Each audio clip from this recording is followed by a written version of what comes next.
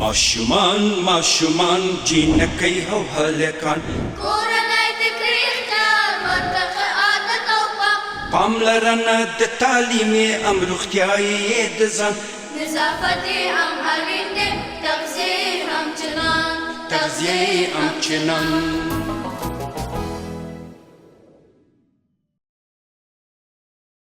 د لوی او پاک الله په سپېڅلي نامه د ځلا ټلویزیون قدرمنو لیدونکو او د راډیو درنو اورېدونکو سلامونه او نیکې هیلې مې ومنې. خدای دې وکړي چې ټول به روغ روغ خوشحاله او سوکاله به یاستئ او د ژوند ټولې چارې به مو د بریالیتوبونو او کامیابیو ډکې تېرېږي. د رڼا په لور ګرځی مې چې همیشه د یوې روغتیایي موضوع په تړاو جوړېږي او موږ له قدرمن ډاکټر صاحبانو سره د همدې موضوعاتو په تړاو خبرې کوو. خوشبختانه یو ځل بیا د خپرونې کوربه زه ظاهر الله ظاهري او د یوې نوې خپرونې او د یوې نوې موضوع سره حاضر شوی یم. نن غواړو په خپرونه کې د زیږون څخه وروسته د ماشوم ساتنې باندې خبرې وکړو چې څومره مهم خورا پړاو دی. څه کول پکار دي تر څو دغه پړاو یا دغه بهیر سم ترسره شي؟ هغه کومې لارښوونې چې روغتیا پالانې د دغې خلکو لپاره کوي تر څو میندې په پام کې ونیسي. غواړو په دې ټولو موضوعاتو باندې د حمید کلینیک قدرمن ډاکټر صاحب عنایت الرحمن صافی د داخلي ناروغیو معالج او د الټراساونډ متخصص زموږ بلنه منلې ده. ډاکټر صاحب ډېره مننه چې همیشه زموږ خپرونې ته راځئ. هرکلی درته وایو ستړي مه شئ او نن خپرونې ته هم په خیر راغلئ. مننه ظهیر صاحب. په سر کې تاسو ته ستاسو د تلویزیون له طریقه ټول کونړ ولس ته سلامونه وړاندې کوم. ستاسو د کور ودان وي چې همیشه په موږ باندې چا خبره حساب کړی دی او برنامو ته مو دعوت کړي او کور مو ودان. ډاکټر صاحب راځئ را پیل به همدې ټکي نه کړو چې له زیږون څخه وروسته د ماشوم ساتنې دا څه ته ویل کېږي، دا څه پروسه ده، دغه څه دي چې زموږ لیدونکي او اورېدونکي د دې موضوع په تړاو پوه شي؟ ظاهر صاحب صاحب ټول مهم دی. د ماشوم لپاره بیا هغه اولنۍ پروسه چې کوم ده هغه د زیږون څخه وروسته د هغې ژوند ته او هغې روغتیا ته پاملرنه ده. د زیږون څخه وروسته یا پوست پینسي یا پوست نیونیټل کیر چې کوم دی هغه بیا د ماشوم د ژوند د بقا لپاره یو حیاتي پروسه ده چې هغې د ژوند د ناروغیو نه د مخنیوي د هغې د روغتیا ته پاملرنه ده چې د مور او پلار او یا والدینو لپاره مهمه پروسه ده چې په دې کې د ماشوم بیا د نیونیټل کیر چې کوم کېږي دا د زیږون څخه شروع تر 28 ورځو پورې دوام کوي.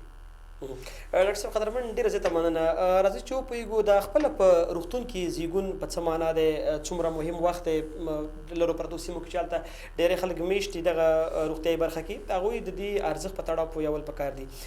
نو په کلینیک کې زیږون خپله په څه معنا دی او څومره مهمه پروسه ده چې پکې د یوې قابلې تر چتر لاندې دغه زیږون وشي؟ ظاهر صاحب موږ مخکې یو موضوع باندې بحث کړی چې زیږون په کلینیک کې بله بله او د هغې خپرونې خبره کوربه یا میلمان زه ومه نو په هغې باندې مې ډیټیل سره خبرې کړې وې موږ او تاسو چې هم د ماشوم لپاره او هم د مور لپاره موږ خبرې په هغې باندې کړې وې چې مور لپاره څومره فایدې لري او د ماشوم لپاره څومره فایدې لري.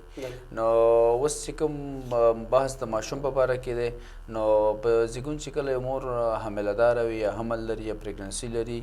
او هغه ولادت ورکوي هغه یو په شفاخانه کې یا په کلینیک کې چې ورکړي نه یوازې چې مور ته به ګټه ورسېږي بلکې ماشوم ته هم ګټه رسېږي او د ماشوم لپاره ګټې دا دی چې یو قابلي یو طبي پرسونل په هغه باندې چې ذریعه باندې چې د هغې د ولادت ورکول کېږي د ماشوم ژوند د خطر څخه ژغورل کېږي. لکه څنګه ژغورل کېږي؟ یو ماشوم دی هغه دغه لري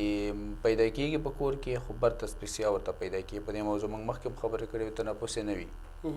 یا دغه د کوم دغه سپینه مایع چې کوم د مور په بطن کې یا په هغې په رحم کې یا د ماشوم سره چې کوم یو ځای هغه ممبران رپچر کېږي او مایع راځي دا د ماشوم د خولې د لارې تیریږي یا تنفسي سیستم ته ځي هغې تنفس خرابېږي. نو که چېرته په یو قابله خو په دې پوهېږي چې مطلب ماشوم تللی دی برت اسپکسیا ته تللی دی نو کولی شي قابله چې هغه ماشوم راوالي چې هغې خپل به پروسه ده چې افګارسکور په طریقه باندې هغه ګوري چې د ماشوم قوارې ته ګوري د ماشوم تنفسي سیستم ګوري. که چېرته مایع او چې په خوله کې جمع شوي وي د سکشن ماشین په ذریعه باندې هغه پیډل کېږي. نو که پیډله کې وي هغه د بیا په خوله کې کېښودل کېږي او د پښې په ذریعه باندې پیډل کېږي او هغه د ماشوم د خولې نه مایع او هر څه بیرون ته وځي. او ماشوم دپاره مطلب احیای مجد چې کوم دی هغه پلس ایډ چې کوم دلته ضرورت دي د ماشوم دپاره د روغتیا دپاره هغه ترسره کېږي. نو قابله کولی شي چې ماشوم ژوند بچ کړي. خو که موږ او تاسو په کور کې زنانه ولادت ورکوي نو موږ او تاسو خو په دې باندې نه پوهېږو چې یاره مطلب دا ماشوم ولې کیدای شي موږ یې په دې حساب کړو چې دا مړ دی او ډېرې داسې شوي دي ماشوم ژړا نه کوي پیدا شي هماغسې پروت وي چې پروت وي. نو موږ او تاسو داسې فکر کوو چې والا دا ماشوم څه دی ماشوم مړ دی خو که چېرته په هغه اول 15 منټه له 10 منټه خپل ګولز لري هغه که نه که په هغې کې ماشوم قابلې په لاس اچوي داسې لږ په شا باندې مساج ورکوي یا په ساده اصطلاح لږ داسې ډب ډب کوي یا لږ زور کوي خپل هغه ریسسټیشن چې کوم دی CPR ورته وایي کارډیوپالمونري ریسسټیشن ترسره کېږي نو کیدای شي ماشوم وژغورل شي او که چېرته په کور کې ولادت ورکړلی شي دغه ماشوم دغه شانې مطلب مکونیه مې پاس کړي وي مایع تېره شوي وي مطلب تنفسي سیسټم یې مطلب خراب شوی وي نو په کور کې به موږ هغې ته هېڅ اول چې کوم ضرورت دی اول وخت کې د ولادت نه وروسته هغه به موږ نشو ترسره کولی ماشوم به زموږ د لاسه ځي ماشوم به خرابېږي نو په ټوله کې که چېرته یو ماشوم ژوند موږ هم د مور هم د ماشوم ژوند موږ ژغورو نو باید شبخانه کې ولادت ورکړی شي او د قابلې په لاس باندې که ورکړلی شي نو هغه پیدې خو مې درته وویل چې دغه پیدې لري ډاکټر صاحب په یو شمېر کلیوالي سیمو کې دا چې ورته ویل کېږي محلي مېرمن دي چې هغوی ولادتونه ورکوي دغه څومره د خطره ډک دي او په ډېری مسایلو تاسو لنډه ورته اشاره هم وکړه چې ډېرې ښځې په دې مسایلو نه پوهېږي څه کول پکار دي تر څو دغسې یو ناوړې کړنې مخه ونیول شي چې د هغې پر ځای موږ په ډېرو لورو پرتو د افغانستان په ټولو سیمو کې الا نه ویل کېږي چې ځینې سیمې به د روغتیایي هغه نه لاسرسی ونه لري ډېرې کمې سیمې به وي اوس باور دا کېدلی شي چې ډېرې سیمې دي چې هلته روغتونونه او موبایل ټیمونه او نور داسې سیار ټیمونه شته دي نو خپله دغې کار د مخنیوي لپاره څه کول پکار دي چې د یا کلیوالي ښځو د ورتګ څخه ډډه وشي ګوره ظهیر صاحب اول خو داسې دی چې ډېرو کمو ساحو کې به دغه ښځې نه اوسېږي پخوا به ډېر زیاتې موږ خپله نه دي لیدلي که رښتیا ووایو یا ترافي ساحو ته موږ نه یو تللي او یا هغه د وخت مسله وي که نه نو اوس وخت کې چې زه څومره فکر کوم الحمدلله په که دا کونړ موږ حساب کو په هره ولسوالۍ کې په هر کلي کې یو پچش په هره بانډه کې البته او موږ هلته یو فیملی هیلث هاوس لرو یو قابله یا مطلب یو رضاکاره چې حد اقل قابله اوسېږي د هغې نه کم نه اوسېږي ځکه قابلهګانې په هر ځای کې موږ وي هغه غټ غټ کلي چې 15 کلي په مابین کې راغونډ شوي دي او کورونه هلته د حجم زیات مرکزي نقطه کې ورته یې پیچچ جوړ کړی دی هلته پکې یو قابله وي هغې ته باید لاړ شي هم هغې باندې ولادت باید ورکړي که د قابلې د وس کار نه وي هغې سره چې کوم هغه کومکي اولیه چې کوم شیان وي هغه ترسره کېږي هغه ورته یو ریپرشیټ یو څه ډکوي لیږي لاندې مطلب ډیش ته به ولیږي که ډیش ته نه لیږي سی پلس ته به ولیږي همداسې دا تسلسل به مرکزي شبخانې ته راورسېږي نو هغه ښځې چې مطلب په کلیو بانډیو کې مطلب چې هغه ځان ایکسپرټ حسابوي او هغه مطلب د صحیح دغه نه فارغ نه وي یوې روغتیایي کې دغه نه انسټیټیوټ یې نه وي لوستی یا قابله نه وي یا نرسه نه وي او هغې همداسې یو څه زده کړي وي په خپل هغه خپل ایکسپیرینس باندې روان وي نو ډېری داسې دې پېښو نه موږ تاسو خبر شوي په لرو دغه سیمو کې هم په کتابي شکل باندې هم د مسج د لارې چې مطلب روغتیا وزارت وړاندې کوي بار بار په ټلویزیونونو کې نو ډېرې میندې د خبره مرګونو پیښو سره مخ کړي دي او ماشوم هم د منځه تللی او مور هم یا مور پاتې شوي یا ماشوم پاتې شوی یو ترېنه مطلب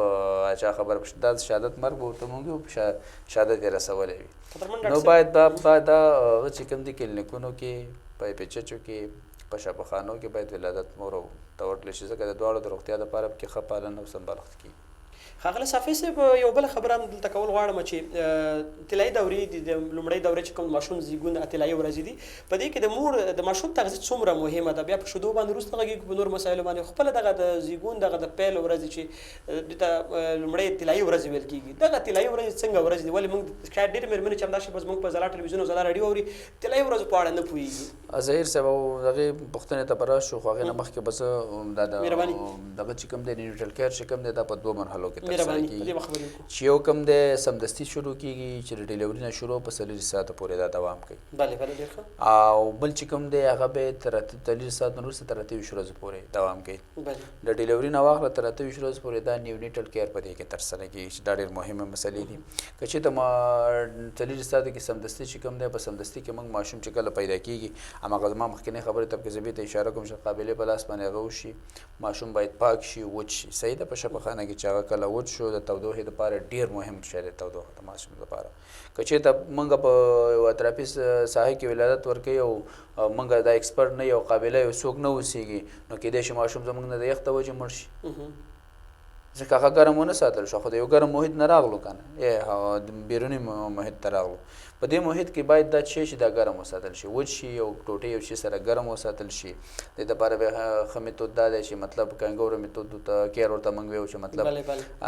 ماشوم چې کوم دی د مور د جل سره یا په خارجي ملکونو کې خو هغه ولادت خانه کې یا په ډیلیوري روم کې چې کوم دی هم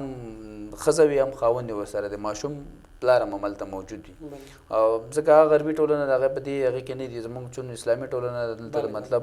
سیاسر ته باید سیاسره ودرېږي ښځینهو دپاره موږ ښځینه ډاکټران او ښځینه قابله ګان او نرسان لرو نو هلته د ریفرنس او یا کتاب یا مطالعات دی زموږ دغه خارجي دغه نه موږ راځو خپله خو موږ بار بار د برنامو کې ما ویل چې موږ الحمدلله تیار خوارۍ نورو کتابونو ته پراته هغه ټرانسلیټ کوو خپله خو یو ریسرچ او شی نه کوو چې کتاب ولیکو نو هغه حتی دې پورې وایي چې که پلار هملته موجود وي د پلار سره یې ورکړي چې د هغې پوستکي او د پوستکي سره مطلب یو ځای شي که نه جل دی دا جل سره یو ځای شي ښه میتوب دغه سینه کې یا په هغې کې غېږه کې داسې کلک ونیسي ماشوم تر څو د دې پلار د بدن د حرارت زیات دی نو ماشوم د هغې د وجې ګرم شي دا ډېر مهم مسله ده باید او ولې بله خبره ورکړي درېیمه خبره څلورمه خبره ورکړي دا ده په سمدستي دغه کې چې د ماشوم نوم باید شي کلم شي دوه سیټه د نوم پړی چې کوم دی امبلیکال کوډ چې کوم دی دا دو طرفه کلم شي او بیا کټ شي هغې د حفظ الصحې د هغې د کیر دپاره ډېره پاملرنه باید وشي چې هغه باید صحیح کټ شي صحیح پاملرنه وینه بهېدنه هر څه هغې نه باید پاملرنه وشي بله خبره چې کوم د هغه د 28 ورځو ده چې هغې نه وروسته 28 ورځو کې د 40 ساعتونو کې د 28 ورځو خبره هم د شیدو ورکول او په 40 ساعتونو کې هم دغه کېږي باید ماشوم د په اول ساعت کې د مور شیدې ورکړی شي مخکې موږ په یو برنامه کې په دې شیدو باندې بحث کړی هغې کې به په ډیټیل سره وغږیږو خو مطلب په اول ساعت کې باید ورته دا شیدې ورکړلی شي او هغې نه وروسته ماشوم ولټول شي ناروغیو دپاره ولټول شي د سترګو کیرې باید وشي مطلب سترګې پاکې شي که کوم سترګو مشکلات شی ونه لري نو تر 28 ورځو پورې دې شیدو خوړل د هغې وزن ته کتل د هغې قد ته کتل دا ټول شیان باید وسنجول شي او کیرې وشي بعد راشو تاسو دویمه پوښتنه فکر کوم د شیدو په اړه باندې بلې غږیږو په دې د مور د شیدو په واسطه د ماشوم تغذیه دا څومره مهمه ده ډېری خلک چې کله زیږون تر سره شي ډاکټر صاحب متخصص دوی به وایي چې د په عامه اصطلاح موږ ارګه ورته وایو چې د لومړۍ شیدو دي ډېری میندې بیا دوی ډډه کوي چې دا غوړ دي او د ماشوم لپاره شاید دا ختم هم نشي په لرو سیمو کې چې موږ اورېدلي دي خپله دغه شیده په ټوله کې د مور شیده د ماشوم لپاره څومره ګټور دي ډاکټر صاحب محترم ظاهر صاحب د مور شیده ډېرې پیدامنې ګوره اول ساعت کې چې ما مخکې ویل چې په اول ساعت کې باید د مور شیدې ماشوم ته ورکړی شي د دې هغه موږ او تاسو ته ورګه یا کڼ یا زیړ یا ټینګ غلیظ هغه کوم شیده یا مایع چې ورته وایو ورګه چې ورته موږ وایو دا دومره قوي شی دی دومره قوي هغه پروډکټ دی په دې کې چې مطلب ماشوم دا وخوري ماشوم د ناروغۍ په مقابل کې داسې کېږي لکه واکسین چې وکړو بله داسې کېږي لکه یو ډیفنس سیسټم د هغې ډېر قوي او سټرانګ جوړېږي دفاعي سیسټم امیونټي قوي کېږي امیونټي سیسټم یې میچور کېږي پخېږي نو د اولني د مور شیده بیا په اولني ساعت کې دا ډېر فایدهمند دي د ماشوم لپاره یو بل کوم کار کېږي که چېرته په اولني وخت کې ماشوم ته د مور شیده ورکړلی شي د سکینګ پروسه یا د تی رودل چې کوم دي د سینې رودل چې کوم دي دا زده کوي هضمي سیسټم یې ورسره پالېږي نو په اول ساعت کې چې موږ ماشوم شیده د مور په شیدو تغذیه کوو هضمي سیسټم به پال شي ماشوم به د تیرېدلو طریقه زده کړي دا کله چې دا ماشوم موږ او تاسو د مور په دې بطن باندې یا په دې سینه باندې اچو چې هغه کله شیدې خوري د مور سره د الله یو هغه د شان دی چې د مور او د ماشوم ترمنځ مینه محبت پیدا کېږي د دې دواړو ترمنځ هغه کوم عاطفي او هغه چې اړیکه چې خود الله پاک جوړه کړې ده هغې سره دا مینه محبت پیدا کېږي ماشوم او ګرم ساتل کېږي نو پیدې ډېرې دي دا شیده باید کم از کم د پیدایش نه شروع او تر 6 میاشتو پورې ورسول شي د 6 میاشتو په جریان کې د مور په شیدو باندې یوازې تغذیه بس نه کوي د 6 میاشتو په جریان کې موږ باید نور شیده نور خوراکي رژیم اضافي خوراک اضافي شیان زموږ ستاسو کلیوالي سیمې دي په هغې کې موږ او تاسو وایي دا شات ورته په چای کې واچوه دا شیرچای ورته جوړ کړی دی هله د بزې شیدې ورته ورکړه هله د غوا شیدې ورته ورکړه هله سرلاک ورته راوړه هله پوډري شیدې ورته راوړه زیاتره میندې ته زه به د میندو نه او خویندو نه دا ګیله وکړم چې ستاسو ماشوم پیدا شي تاسو خپله په ماشوم باندې ظلم کوئ هغې چې کله ماشوم پیدا شي والا زه ورته شیدې نه ورکوم زه بیا خرابېږم ما کې شیدې نشته دی ښه به شیدې وي خو بیا وایي زه خرابېږم د تا د وجې ستا ماشوم چې دی ذهني رواني فزیکي د ټول خراب پاتې کېږي کمزوری پاتې کېږي که یو ماشوم د مور په شیدو باندې تغذیه شوی تر 6 میاشتو پورې او یو ماشوم د په پوډري شیدو باندې تغذیه شوی تر 6 میاشتو پورې د دې ترمنځ به د IQ ډېر غټ فرق وي د دې ترمنځ به فزیکي ډېر غټ فرق وي که د مور په شیدو تغذیه شوی هغه به ذهین وي هغه به چالاک وي فزیکي جوړښت د وجود د سامت قد هر څه به برابر وي خو که په پوډري شیدو باندې غټ شوی وي نسبت بل ته به خوار وي ډېر ذهین به نه وي ځکه د مور شیدې چې دي دا د انسان یا د ماشوم د وجود دپاره مطلب کمپلیټ غذا ده دا طبیعي شیان دي دا طبیعي خواړه دي دا د الله پاک داسې قوي جوړ کړي داسې مواد ور منرالونه یې که د هر څه چې پکې وی که نه ټول په دې کې پوره دي تر اوبو پورې او ډېری خلک ورته دا اوبه ورکوي دا به هم نه ورکوي تر 6 میاشتو پورې د غیر د مور د شیدو نه به هېڅ شی ورته نه ورکوي چې څوک یې ورکوي د تاوان کوي دا والا په ساده سره نه پوهېږم هغه څه ورته وایي دا یې توره دانه ده دا یې سپینه دانه ده شی دی هغه بازار کې خرڅېږي دغه شیان ورته ډېر ورکوي شات ورته په چای کې اچوي ډېری دغه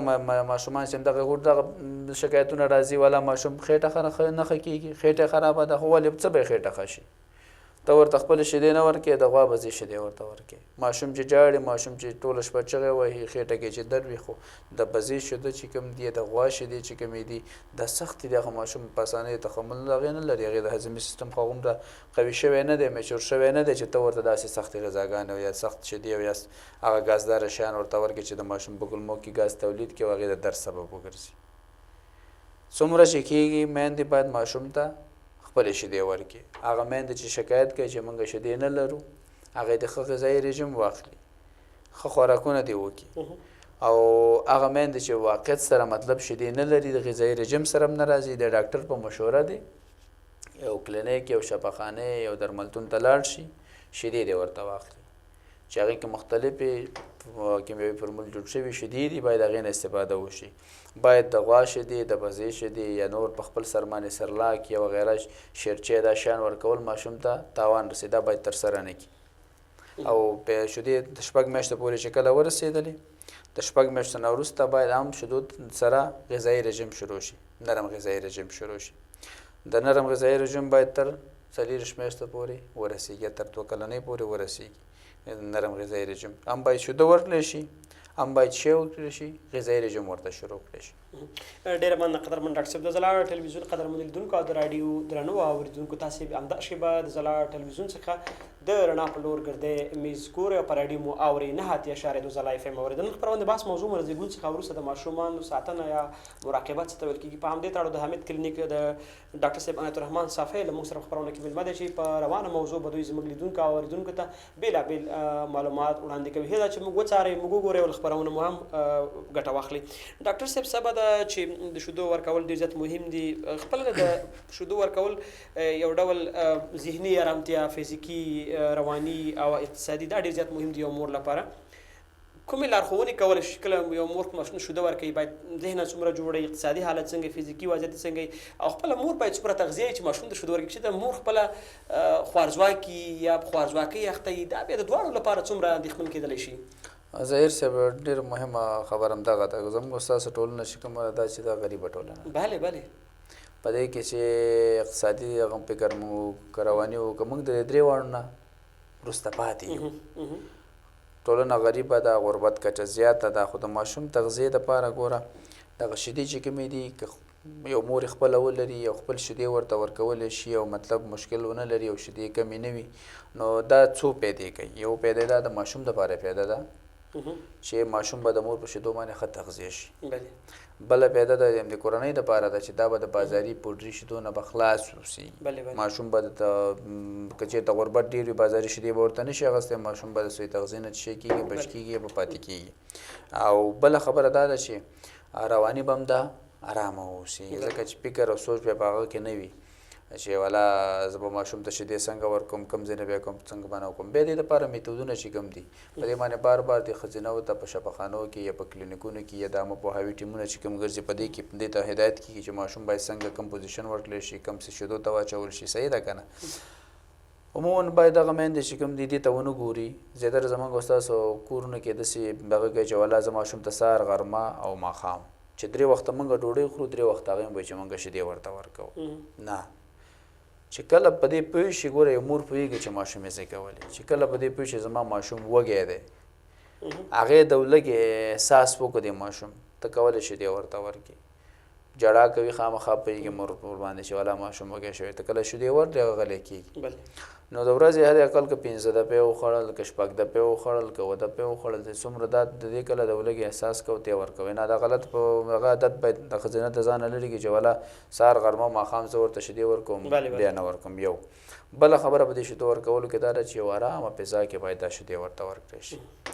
موږ او تاسې چې کله ماشوم ته شیدې ورکوو په یو اتاق کې 10 نفر نور ښځینه هم ناست وي، ماشوم مو هغه سینې ته اچولی چې شیدې ورته ورکوو، قصې هم هلته بولولې، یو ګیلاس چای څکو، فضا هغې دپاره جوړه نه وي چې ماشوم ورپکې خپل دغه تغذیه صحیح واخلي او شیدې صحیح وخوري. هغه نارامه هغې فضا کې هغې کوم تمرکز او فکر چې باید هغه په خپل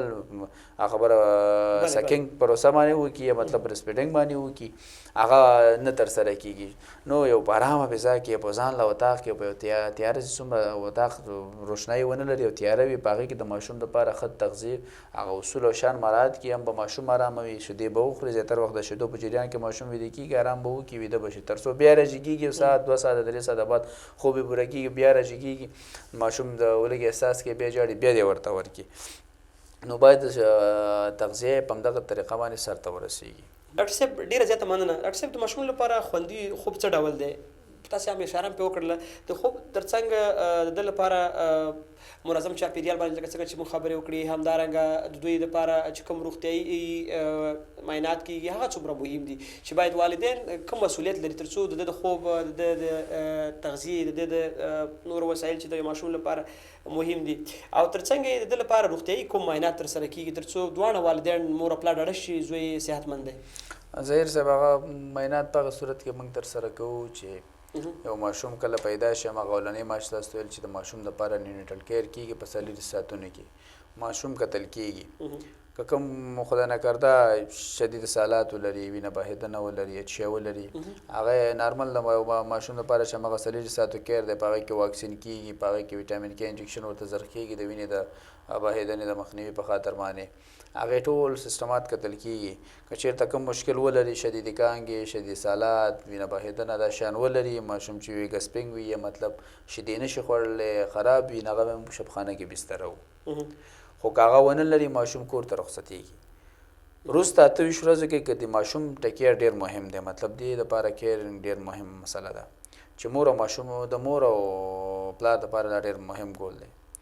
ماشوم ته وګورئ که چېرته په اولنۍ 3 ورځو نه وروسته یې زیاتره وخت جنډس موږ او تاسو ته زیړی چې ورته یو دا پیدا کېږي، هغې ته باید پاملرنه وکړي. که چېرته ماشوم ته زیړی پیدا شي د وروسته د 3 ورځو نه یا 4 ورځو نه وروسته، دا نارمل فیزیولوژیک پروسه ده، دا د تشویش وړ خبره نه ده چې موږ او تاسو ته تشویش وکړو. خو اما ډاکټر سره باید مشوره ترسره شي. که د 3 ورځو نه مخکې پیدا کېږي نو دا پاتالوژیک مرحله ده. بله اولو 3 ورځو کې چې کله زیړی پیدا کېږي دا باید ډاکټر ته ویوړل شي، شفاخانه کې باید خامخا باید ډاکټر سره مشوره وشي بیسته چې ځکه پاتالوژیکه مسله ده. که د 3 ورځو یا 4 ورځو نه وروسته پیدا کېږي فیزیولوژیک دی، نارمل هغه د وجود بلیروبین مسله ده، هغه باید ډاکټر ته یوړل شي. که چېرته هغه اندازې ګوري، که چېرته اندازې کمه وي بله بله ډاکټر صاحب دوا یو څه ورته ورکول کېږي او ډېر تمرکز بیا ته بیا زموږ بیا مور ته راځي چې شیدې ورکوله باندې څومره چې ماشوم ډېرې شیدې واخلي نو هغې د زیړی اندازه به کمیږي، څومره چې ماشوم ته کم شیدې ورکړلی شي هغې زیړې اندازه یا جنډس به په هغې کې ډېرېږي. صحیح ده. که چېرته مطلب د بستر وړ بسترېږي، معاینات شي ضرورت هغه ورته ترسره کېږي. که بستر وړ نه و، که انکیوبیټر کې اچول کېږي، دا ټولې قصې چې کومې دي دا په 28 ورځو کې ترسره کېږي. خو په هغه صورت کې چې ماشوم مشکل ولري موږ معاینات هم کوو، موږ ډاکټر ته هم ځو، موږ انکیوبیټر ته هم ځو، موږ نیونیټالوژي واډ کې بستر ته هم ځو. خو که چېرته 40 ساعتو کې دا مسایل نه وي او 3 4 5 ورځو کې بیا هم دا مسایل نه وي نو دې ته مور پلار متوجه باید واوسېږي. که چېرته دغه مشکلات ورپکې وي ډاکټر ته باید وړل شي. یو بل دا دی چې روغتیا دپاره مهمه خبره دی تغذیه کې. د تغذیه کې چې ته ماشوم صحیح خوراک نشي کولی د پیدایش نه وروسته په 28 ورځو کې د وزن بیرته نارمل کمیږي. خو وروسته د 28 ورځو نه مطلب یا د وروسته د ولادت نه بیرته چې کله تر 6 میاشتو پورې دا بیرته شیدې اخلي د مور شیدې خوري دا داسې فکر وکړه چې په میاشت کې د 100 نه واخله تر 200 ګرامه پورې دا وزن پر یو میاشت کې اخلي او تر 6 میاشتو پورې دا همداسې رواني. همې باید قد ته فکر موږ او تاسو وکړو مور پلار دا دغه لري باید ماشوم وګوري چې والا دې میاشت نه هغې میاشت ته زما ماشوم وزن واخلي د دې میاشت نه هغې میاشت ته زما د ماشوم قد باید زیات شي حد اقل یو 2.5 سانتي متره باید دا پرمند باندې غټوالی وکړي که نه دا ټول شیان که دې چې ته پکې مشکوک شي چې والا د ماشوم 13 میاشتو مطلب فرض مثال 4 کیلو دی او دې میاشت کې هغې کې ښه والی ځکه مور په دې ډېر ښه پوهېږي هغې کې ښه والی نه دی راغلی باید ډاکټر ته لاړ شي چې دا کومه ناروغي ده ناروغۍ دپاره ولټول شي که چېرته وده نه کوي که چېرته ماشوم وزن نه اخلي نو خامخا یې ماشوم ډېره ژړا کوي ورځ تر بلې خوارېږي دا ماشوم باید د ناروغۍ دپاره ولټول شي خامخا به دا یو ناروغي که مشکل لري او دا د مور و پلار وظیفه ده چې دغې ته ډېره پاملرنه وکړي. ډاکټر صاحب ډېره زیاته مننه. ډاکټر صاحب خبرې کول د ماشوم سره د هغه په ذهني وده څومره تاثیر لري؟ موږ تاسو کله کله داسې خلک ګورو چې خپل ماشوم په غېږ کې نشي اخیستلی چې په ټولنه کې موږ تاسو ټول د مثالونه لرو یا کلکسترګې ورته ویل کېږي یا داسې نور القاب یا نور نومونه هم شته دي. خپله د ماشوم سره خبرې کول یا د هغه سره ساتیري کول د هغه په ذهني وده باندې څومره تاثیر لري ډاکټر صاحب؟ ظاهر صاحب وګوره موږ او تاسو ټولنې داسې دي چې کله ماشوم اول خو نوي زېږېدلی ماشوم چې کوم دی دا په ښه و بد نه پوهېږي مور پلار حتی نه پېژني بعضې دغه کتابونه بعضې دغه وایي چې یاره تر 2.5 یا 3 میاشتو پورې دا هېڅوک نه پېژني صحیح ده که نه خو هغې ته مطلب یا هغې انګلیسي اصطلاح باندې سینګینګ دا شیان چې ورته کېږي چې مطلب هغه په زنګو کې اچوي مور ورته یو څه اواز کوي چې یا د لولو غږ ورته کېږي که نه یا ورته یو نوم یادېږي دغه ماشوم موږ تاسو باید د دغې نه قیاس کړو چې دا ماشوم په دغه باندې څونه ارامه کېږي په دې موږ تاسو دې ته به هېڅ زما له طریقه به دې ته هېڅ دغه نه وي تشریح ته به ضرورت ونه اوسېږي ځکه چې ماشوم هغې سره ارامېږي باید هغه کار وشي یو دماغ ارامېږي دې سره دغه که مور سره خبرې کوي که بل څوک سره خبرې کوي څومره چې ماشوم ورځ تر بلې دغه کېږي دا هغه موږ تاسو چې خبرې کوو د خبرو زده کړه په دې کې کېږي بابا ماما لالا کاکا ورور خور دا د همدې نه زده کول کېږي چې موږ تاسو کوم خبرې کوو په ټولنه کې ماشوم همداسې زده کوي یو بل دا چې دا ماشوم په ټولنه کې ځان کم عمرۍ کې خو هغه نه پوهېږي که نه چې ورو ورو څومره دا پوهېږي ذهن یې دې سره میچور کېږي ذهن دې سره ښه پخېږي په یو شي باندې ښه تمرکز کوي چې زه اوس دلته ګوره دلته ناست یم هغه ماشوم دلته پروت دی هغه ما سره هغه پاس جګ به ګوري چت ته به ګوري صحیح ده که نه هغه به مخکته نه ګوري یا به یو سایډ ته متوجه وي تاسو به ډېری ماشومان هم سره کله موږ او تاسو خبرې وکړو دا ماشوم داسې سر اړوي راړوي خپل سر ته حرکت ورکوي چې د هوا د کوم ځای نه راځي خو که چېرته موږ تر څو هغه موږ نشي پیدا کولی که موږ سترګو ته مخامخ شو زموږ په سترګو هغه موږ ته متوجه کېږي چې دغه ځای نه اواز راځي په موږ باندې هغه تمرکز فوکس هر څه د سترګو د ذهني هر څه موږ ته متوجه کېږي چې دا څه شی کوي کوم حرکات کوي دغه لایټ ورته ته آن که آب که بیرته آن که آب که ورته دا ماشوم به هغې ته ښه ګوري دې باندې د دې سره هغې ماشوم ذهني پیاوړتیا ډېرېږي او قوي کېږي او دا یو ښه پروسه ده باید په کورونو کې ماشومانو سره خبرې هغه همداسې کوم عادت چې کوم دي نارمل هغه باید ترسره شي ورسره او ترسره کېږي ډېری کورونو کې دې کې به زه فکر نه کوم که څوک داسې کارونه کوي ځکه که پلار وي که مور وي یا ورور وي هغه ماشوم سره ډېره مینه محبت کوي ماشومان خو هر چا په کورونو کې به وي او هر سړی ورسره ډېره مینه کوي د کور لپاره یو غټ نعمت وي د ماشوم نو دا ښه پروسه ده د ذهني پیاوړتیا لپاره باید دا کارونه ترسره شي. ډاکټر صاحب ډېره زیاته مننه خوشحاله اوسئ. ډاکټر صاحب تخنیکي همکاران هم د وروستیو شیبو یادونه کوي. ډاکټر صاحب ستاسې خپله تجربه د ماشوم ساتنې لپاره کوم ځانګړې تجربې لرئ چې غواړئ زموږ لیدونکو او اورېدونکو سره شریک کړئ او په وروستیو کې مو هېوادوالو ته پیغام سپارښتنه څه ده د زېږون څخه وروسته ماشوم ساتنې مراقبت په تړاو؟ زه به همداسې لنډ پیغام وورکړم ظریف صاحب د ماشوم وروسته د زېږون څخه د ماشوم پاملرنه دا حیاتي دغه ده پروسه ده هم د مور دپاره هم د پلار دپاره او هم یو طبي کارکوونکي دپاره نو اول خو دې کوشش وکړي چې د ولادت یا ماشوم پیدایش چې کوم دی دا په شبخانه یا کلینیک کې وشي قابلې په دغه طریقه باندې او پیدایش نه وروسته قابله خپل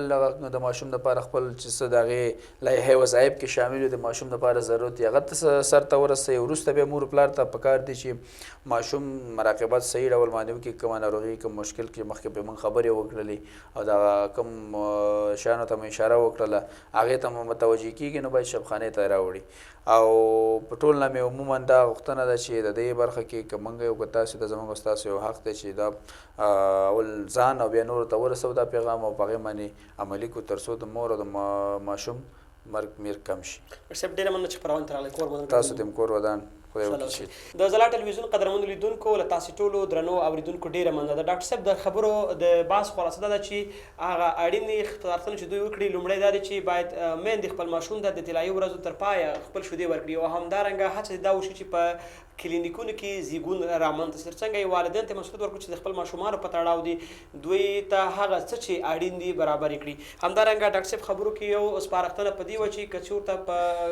کورونو یا لرو پرتو سیمو کې زیږون نه کېږي د هغې مخنیوی دې وشي او په روغتونونو کې په ډاډه زړه زیږون ترسره شي. زموږ هیله هم دا ده چې خپل ماشوم ساتنې لپاره تاسې خورا کوټلي ګامونه واخلئ تر څو ستاسې ماشومان په صحت او عافیت سمبال وي. دا وه زموږ د دې ونې د رڼا په لور ګرځی میز چې مو درته وړاندې کړ. تر بیا او بلې خپرونې چې بیا هم تاسو ته راځو، تر هغه مو پاکه مهربانه خدای سپارو. د ودان او سرلوړي افغانستان په هیله.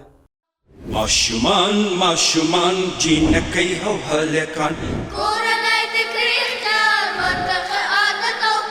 پاملرنه د تعلیم ام روغتیایي د ځان نظافت هم اړین دی، تغذیه هم چنان تغذیه هم چنان